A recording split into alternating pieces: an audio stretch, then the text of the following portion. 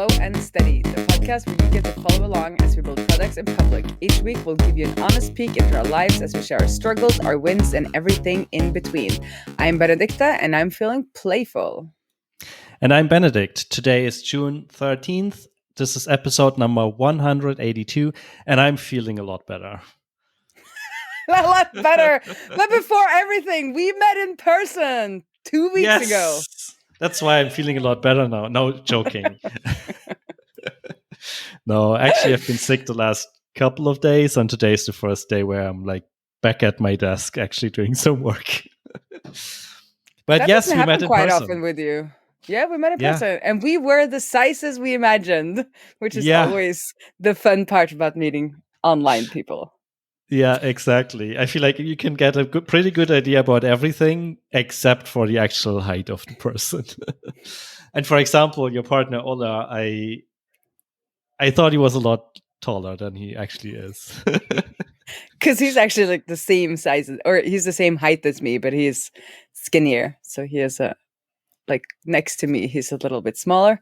But on stream, he usually has his face all the way up into the camera, so he looks like he has a big head, but he has a smaller head. Yeah, it's funny how that works. It's funny. Yeah, perspective. Isn't that what it's called? Like where we just read a book yesterday. I started reading a book for Lillian, that is called "What's Up with All the Naked People in Art." It's a great title. But it turns out it's about all the questions you might have about art. So some of the questions were like, do you see 2 or 3 faces here? And they were like showing a photo of one of Picasso's artwork and like talking about how he painted things from different perspectives in the same painting. And then there were some other people who did that as well. And she actually found that very like interesting. She was like, yeah, I like this stuff. I don't like that. And then we looked at some abstract art and she was like, well, I see a cow in there. And she like showed me where she saw a cow. And I was like, I would never have seen a cow in that photo. And she's like, I like imagining what it could be. I'm like, great. Then you can appreciate modern art more than your mother can. Well, yeah, depends on the artwork probably. Like, this is a blue square. Well, it was basically that. Okay. It was like a black square on top of a blue square, and then there were some red squares, and in her head it was like a bull with like horns and stuff. And I could see it when I'll see if I can find it online and add it to this episode, and you can see if you can see everything Lillian sees in a modern painting. Yeah. But anywho, so what do we do in like work life? Well, when we're not traveling to Athens and hanging out in the warm weather. Right. So I think it's been 3 weeks since we last talked, and or since we last recorded, I guess. Yeah. And I can confidently say that I didn't do a lot. At least not nothing that's like super like super big milestones or stuff like that. So I've been preparing my talk. Did the talk at the conference. I think it went very well. It went really well. I really enjoyed that talk. So we should link to the recording if it's out already. No, I don't think it's out already, but it will be out there eventually, I think. So we'll link to it when it's available. And yeah, had a good time in Athens. Met Jane for the first time, like Jane, my co-founder, for the first time in 4 years, something like that. Yeah, must have been 4 years or 3.5, something like that. That was very nice. It's been way too long, but that's just how it is, I guess. Yeah. And overall, had a good time at the conference. And then once we were back, or I was back, I had to do a lot of catch up on work that got neglected while I was at the conference, or like preparing for the conference. And then I got sick. So that's about it. Yeah, I just kept on traveling. Yeah, so right. Last time we recorded, I was in Trondheim, and then I realized that I had booked kind of the Athens, because we ended up going to Athens with the whole family for a full week, because we could stay with the one of Outseta's co-founders, Dimitris, which was really nice. I got to meet him. I'd never met him in person. I'd met Jeff, but then Jeff also came to Athens, who's one of the other co-founders of Outseta. So that was really cool to just have all three of us in Athens. But so we went to whole family, and in my mind, that was in June, and I booked the travels, and we left on the 28th of May. But in my head, this was like June. And then while we were painting the cabin in the end of May, same weekend. so Ula and I had to like go down there on the Wednesday, the week before, to like help out and start to get the painting and stuff, or do our part for the painting. And of course, it's not done, so we're going to be painting all summer. But at least like we showed up for the time that we were supposed to show up with my kept sister. Your promises. Kept our promises. Almost, at least. But it's just funny. Like, I think also, like, I really just wanted to go to Athens. I think my brain just like made that false kind of like a little bit by choice, not by choice, but deliberately. Like, it wanted me to go to Athens. But it's weird, like how those things, like, that's just June, that's May, like two totally different months, but they overlapped. So we ended up, so I didn't get to do much work like that week, and then it was Athens. And then I went to what was the only thing I was supposed to do this spring, and that was going to Slow Business Adventure on the west coast of Norway, which is like a little like business conference or unconference, where small business owners can meet up, and we go for workshops in the mountains and like talk about our business and our challenges and those kinds of things. And I've been a part of this community for a long time, so I kind of just wanted to hang out with them, and so that was on Tuesday. So I was home. We came home midnight Sunday, night to Sunday. Did worked on Monday, and then worked at the bank on Monday, and then headed to the West Coast on Tuesday with both my laptops, because I was going to work. I was like, I'll let them do some of the walks in the mountains, and then I'll just work.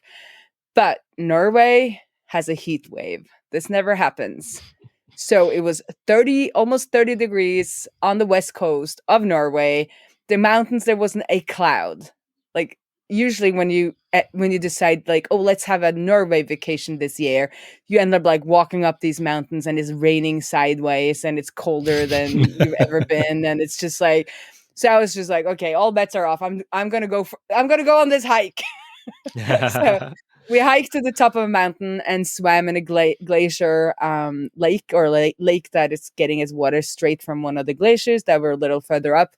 And it was awesome because it was so warm that you could swim in like a glacier lake and then get out and get warm again, almost like a sauna. Well, it wasn't that warm, but for a Norwegian, it was almost like a sauna when it's all. And it just keeps on going. So today also, I went to the bank, worked half day, and then went swimming, because I mean, it's 30 degrees in Oslo, and like, what can you do? It's just, all bets are off. Like, nobody does anything but enjoy the weather. So I don't know when I'm going to work, but I got work that I need to do.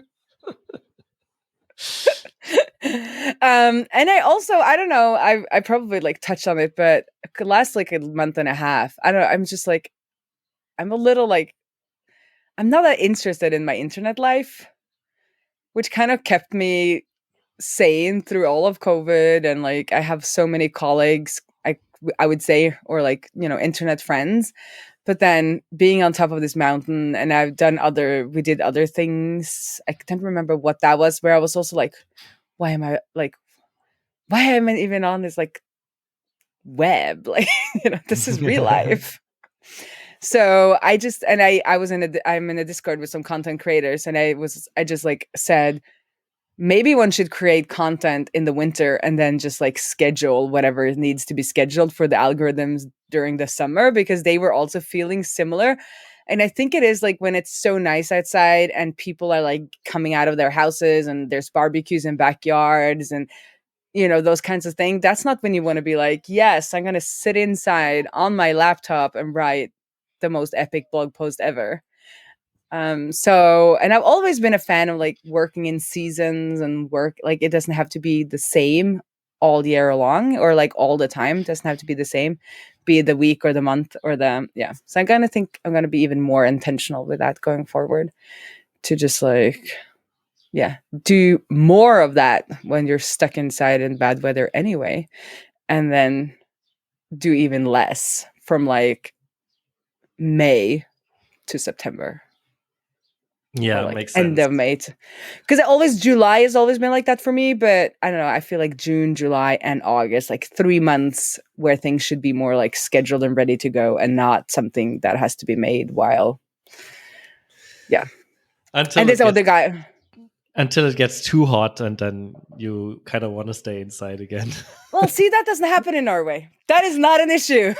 we Yeah. It's never too hot. I'm guessing the guy in my content creator group who's in Texas, like, he might have some feelings around that. But then he replied, he was like, you might be onto something there, because they were all feeling a little like, ugh, like, I don't want to create, blah, blah, blah. And then maybe it's just because it's summer and like outside is more interesting. Yeah, that makes a lot of sense. So It's anyway, pretty warm around here as well these days, and it's the beginning of the season where I don't sleep well, because well, it's warm. It doesn't cool down as much at night anymore, and then usually we open the windows to get at least some like fresh air into our bedroom. But then the sun rises super early. So first half of the night is too warm, and then at some point its temperature is okay, but then it's too bright.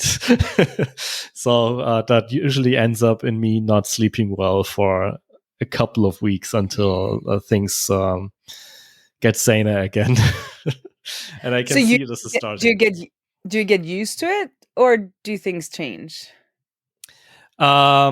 Well, at some point it gets cooler again, and Yeah. I mean, we're almost to midsummer, right? So yeah, days get shorter eventually and nights get longer eventually. So at some point it levels out again. Yeah. I just get a burst of energy and, like I said, playfulness. I'm just like, it's light at night, like, let's go out for midnight swim, or I just don't want to go to bed. I just want to have fun with friends. That's like the energy Yeah. I get. And the weird thing is that I also woke up at like 6:30 this morning, or 6 or whatever, and started like answering those support tickets because I was ready to go. Not feeling like I've slept bad, like you're saying, but just like I feel like I need 3 hours less sleep as when we're in kind of this season. I can just go on so much. I don't know what, it's just like, oh, I mean, this will sound super weird to people who live in places where it's like warm-ish most of the year, and it's like the same light most of the year. But for those of us who live in Northern Europe, it's like you don't understand how liberating it is that you can just like walk outside without putting on all of your clothes, and you can also walk outside in the morning and it's light. It's just Right. Yeah. So. Makes sense. For me, unfortunately, like last night, I think we went to bed like 11:30, something like that. And then it took me until like 1 a.m. to fall asleep, and then I woke up at 4 again because it was You need sun was rising. You need air conditioning and blackout blinds. That's what you need. Yeah, that's basically the problem. Like blackout is not a problem. Like we can get it dark enough, but then it's too warm. Yeah. So yes, we kind of need air conditioning, but it's not an option in this rental thing here. So, but back to work. I could talk about this weather forever, but this is also weird for other folks that Northern Europeans can talk so much about weather. But in my work/personal life, I just realized that lack of documentation is my life right now, because we are building out staircase in one of our houses, or like parts of this property, or whatever you want to call it. And they just cut a giant hole in the floor, and it turns out there's like 3 electrical tubes going there, and nobody knows where they're going to or from or where they're going. Do we have the electrical wiring documentation for what's been done? No, we do not. So tomorrow, my electrical friend's company is sending somebody out, and I was like, "You need to start."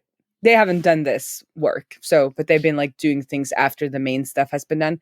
So I was like, "You need to start documenting. I need there to be a diagram. So whenever you find out what something does, I need it to be on the diagram and labeled." And he was like, "Okay, we're going to do that." So I'm going to follow up on that because I need this documented. Like, I need to know where things are going.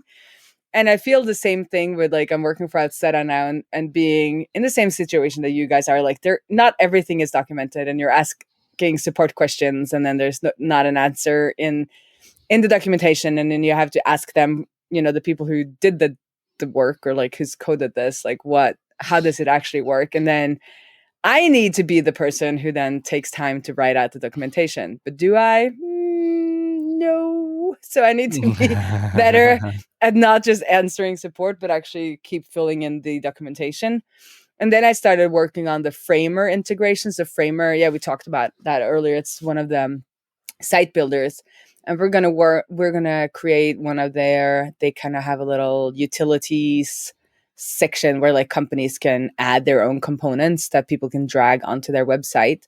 And it's mostly documented, but the part where you kind of get into their store, that's not documented because that's still beta, I think.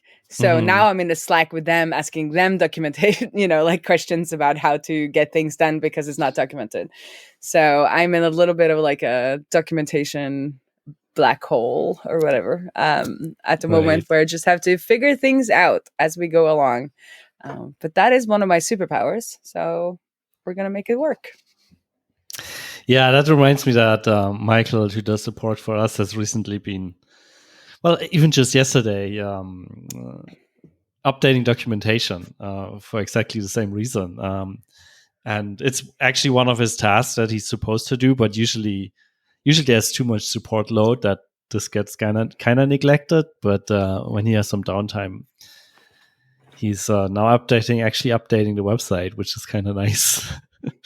But it's one of those things where it's like, yes, the support load is high, and if you documented it, maybe it would go down, but you don't have time to document it because support load is high. And then it just ends up being this loop of just a lot of knowledge in support tickets and not so much knowledge on the site.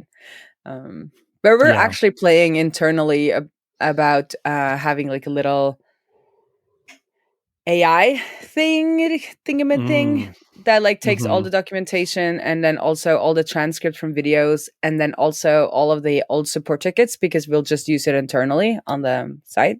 Like, it's not going to be publicly available.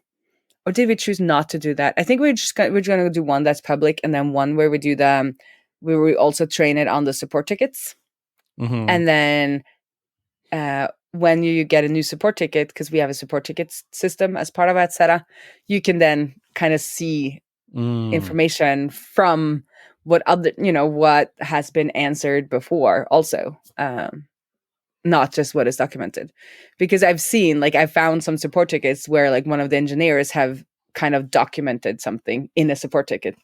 And then if I see that again, then I could like pull that out and put it into the documentation as well. But they would also help everyone answering support tickets when you can get that. Yes. I feel like we're experimenting with that.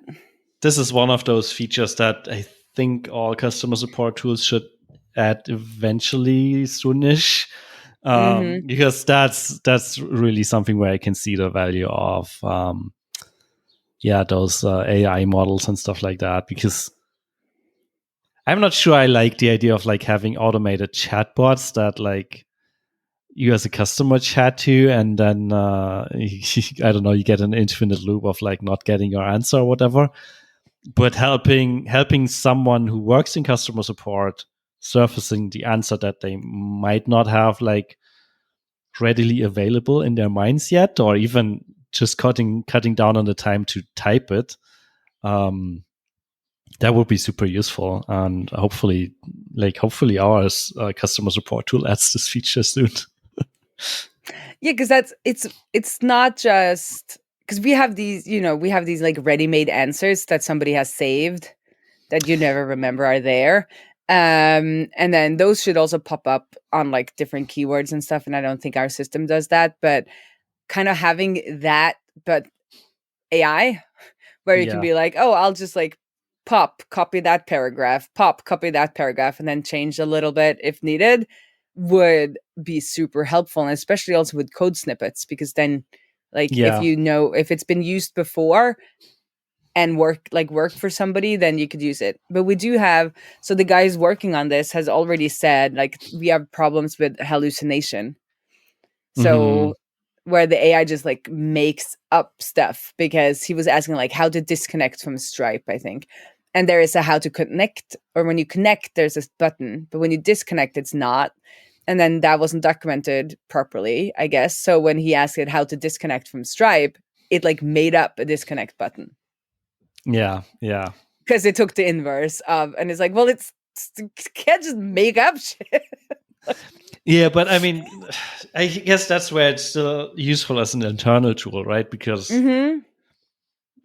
you kind of want all of your support people to be experts in the product as well. But like, if you know that that's not the way to do it, at least it helps you with some of the typing, right? Or like, maybe once it learned that this isn't the way, maybe it returns to say the correct way. But like showing that to a customer, like that's a sure way to anger a customer, I guess. Absolutely. So yeah. So that's why it is interesting to look at as an internal tool, at least first, and then also I think then maybe you can uncover documentation hole or like lacking documentation, and when you start filling that out, then you'll have more and more answers that the AI can help you with, which is interesting. But on Slow Business Adventure, because most of those people are not techies, so somebody was showing kind of this tool that obviously used OpenAI, ChatGPT type stuff in the background. So I was like, well, let me show you ChatGPT, because this tool is basically just using that. And then we did, write us a blog post about Slow Business Adventure in the form of Fader vår, which is, again, I can't remember what it's called in English. It's that prayer, like God thou art in heaven, thou fatherly, something. Yes. And I mean, getting it to write things in like old styles is so fun, because it's so good at it, because there's so much data that it can like pull from, and it doesn't really matter if it hallucinates. So they were just like blown away, because then it wrote like this 8-verse poem about Slow Business Adventure. And the original Slow Business Adventure was in 2019. So I think even that might have been like in ChatGPT 3's training set, because it was spot on.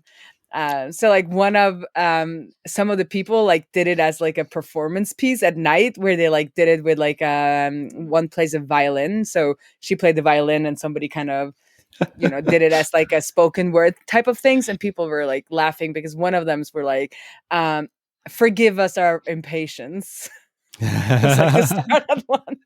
And it was like so like to the point, like it was taking kind of the it understood the concept of slow business and Slow Business Adventure like really well.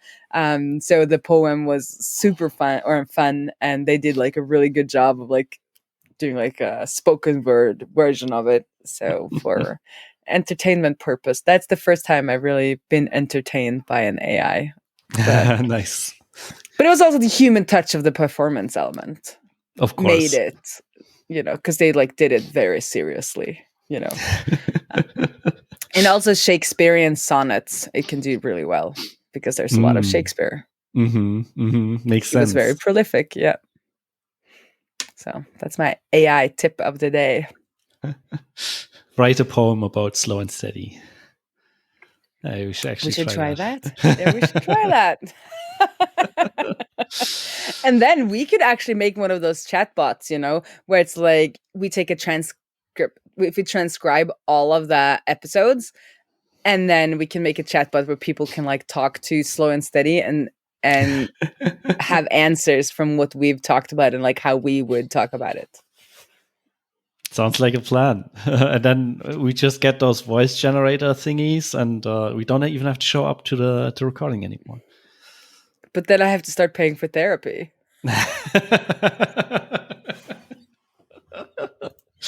True. So let's not do that. Let's not go that far. Yes. Yeah. I'm going to have some more interesting work updates next week when I've been working more on the Framer Outseta integration. Yeah, I hopefully have some more interesting work updates as well, because working on fun stuff this week. I'm going to React Norway on Friday. So I'll even been to a conference. We're traveling again. So yeah. Even more traveling.